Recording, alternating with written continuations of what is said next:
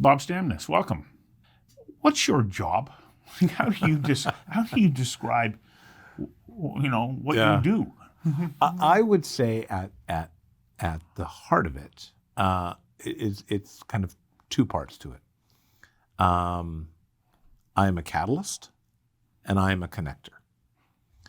So a catalyst, from the standpoint that my job, my company, is a marketing communications holding group, PS and Co.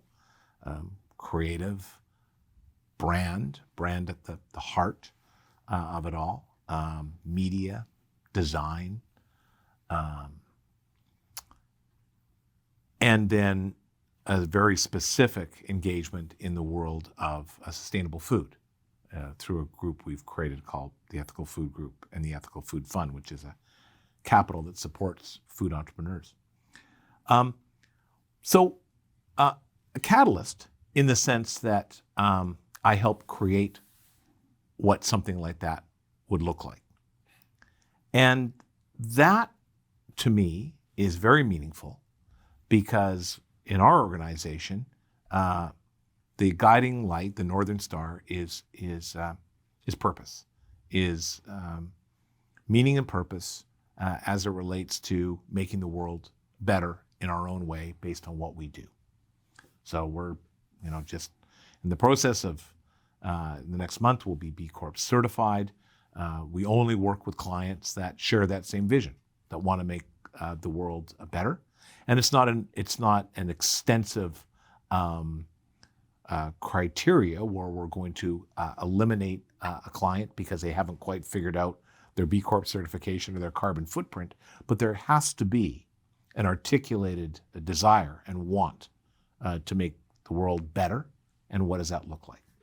So I'm a catalyst in terms of creating those entities within our organization that help serve that purpose.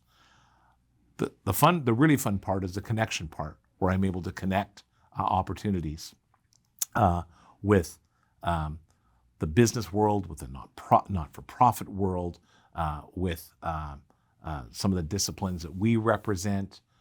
So I'm a catalyst and I'm a connector, and I like to think that within all of that, I'm creative about what that looks like and my own approach to that. So what does a day like today look like for you on the job? So today, I went from meeting this morning with our PS&Co Data Lab, which is our data division, in talking about different projects and opportunities. We're working with the Canadian Digital Adoption Program, and it involves basically free money for businesses that want a digital assessment, and how do we help businesses with what that looks like. From there, I had a meeting with one of our Ethical Food Group clients. So the Ethical Food Group is kind of the Deloitte of sustainable food. So not only do we help companies with marketing, communications, brand, creative, media, but we also help connect them to like-minded companies who can help them with sales or manufacturing or distribution. So we work with MNP. We work with a company called Hive Naturals, which is a food merchandiser.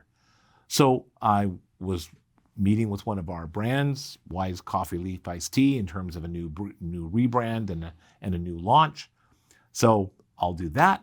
From there, I'll go and meet with one of our clients at PS&Co, brand studio, in and around what they're doing in terms of what their marketing campaign might look like. We're very heavily engaged in doing work with not-for-profits. So it's really and in my role again is really helping clients in business uncover what it is that they are looking to do.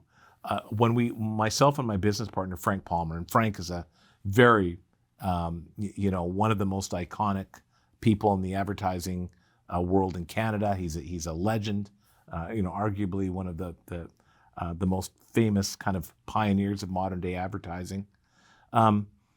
We work a lot with CEOs, and our initial positioning when we formed our holding company, this ecosystem where we're partnered with different companies, our positioning was helping put brand back into the boardroom. Many CEOs are very frustrated that they've lost control of their marketing and that messaging. And we help them kind of get back to what that looks like in terms of the vision of that brand. So that's a little bit about kind of what my day might involve. Including coming and doing interviews like this. Yes. So you need to have a tremendous amount of flexibility. Yes. But you also have to have intellectual dexterity because you're touching on so many different aspects of corporations and branding and marketing and so on. Like you don't get there easily. How did you get to where you are? Like, did you, graduating from high school, go, oh, I know what the job of the future is going to look like for me? When I was, I started my career in broadcasting, and I went to BCIT broadcasting, and at the time, I know I was the only graduate who came out of there who didn't go directly to on air. I went into sales, and then from there I went into promotions, and that was an area that really kind of intrigued me. But when I was 18 years old, I wrote down on a yellow piece of foolscap paper, and I wish I still had it, all the things I wanted to do in my life. And be a writer, be an actor, do voiceover work, own a radio station, own an advertising agency. And I had all these things. And I've actually been able to do a lot of those things. And I think part of it was, for me, it was, identifying the fact that I'd like to do all these things and always feeling that I wasn't limited to doing just one thing. And the world of advertising, when I discovered it at 25 years old, after having worked in radio for 5 years, that really just opened up this opportunity for me. I could see where creativity could be applied regardless of discipline. The creativity could be applied in a television campaign, in a radio campaign, in outdoor, in an event, in the written word, in terms of even a promotional book. So that really, for me, created this vista, this kind of landscape. I thought, wow, I can paint on this. And so I ended up running the McDonald's business for the ad agency I worked with, which ironically was called Palmer Jarvis, and is now my business partner is Frank Palmer, the guy who I started working for back in 1985. Wow. So that's kind of a cool story for me personally. But that also speaks to the value of relationships. You wouldn't be in partnership with him now if you hadn't built good relationships along the way. 100%. And he likes to say, the thing that we have with our clients is trust, and trust is a byproduct of relationships. So relationships are absolutely a key. And when I was a young person and I couldn't get a job, and I would go around to radio stations and ad agencies and talk to people, and I remembered the people who were nice to me, gave me the time as this young guy with really kind of no idea what I wanted to do or what that even kind of looked like.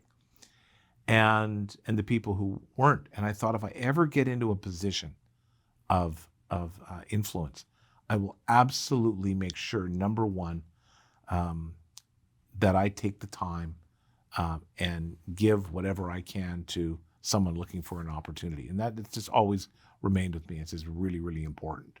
So, the intellectual dexterity part of it, I meditate twice a day. That's very helpful. But, it for me, I would rather be working on 6 projects and then leave it to really good teams, whatever that project might be, to go and implement it, versus head down on one thing for a long period of time. That's just who I am. When you talked about your list, what I found interesting about it was you didn't say that's the location. Like you didn't put a stake in the ground and go, Right. that's it. Right. You went, no, here's a whole bunch of things in this direction. Yes. So how important is that you say, yeah, that's the direction I want to go in. Yeah. But once you've established that, what was the, characteristic about you that you think helped you to be able to realize that? I think the characteristic was the value and the joy and the engagement in and around being creative. There is a difference between being a creative and having creativity. And oftentimes people kind of confuse these things and think, well, I'm not creative. I that's not my world. That's not what I do well. We are all creative. We all are creative. And bringing creativity to whatever I do, I may not necessarily be the person who writes the ad. I may not be the person who conceives of the concept. But if I bring creativity to everything that I do, then I'm actually satisfied as an artist. And I am an artist. At its core, I am an artist. I started my career off as an actor. I'm a writer. I'm a performer. And what I gain tremendous satisfaction out of is I feel that my role oftentimes is I'm one part film director, one part actor, one part writer. And that's the part that just satisfies my creativity. And I think I think there is much to be gained from exploring our own personal creativity and how satisfying that can be relative to one's own career, regardless of vocation. It doesn't really matter. And thus, you still like getting up in the morning and going to work. I love it. I love it. And again, I love it because of the diversity that it provides me and the fact that I can bring creativity to the diversity. Yeah. Thanks for giving us a little glimpse into your career. Yeah, absolutely.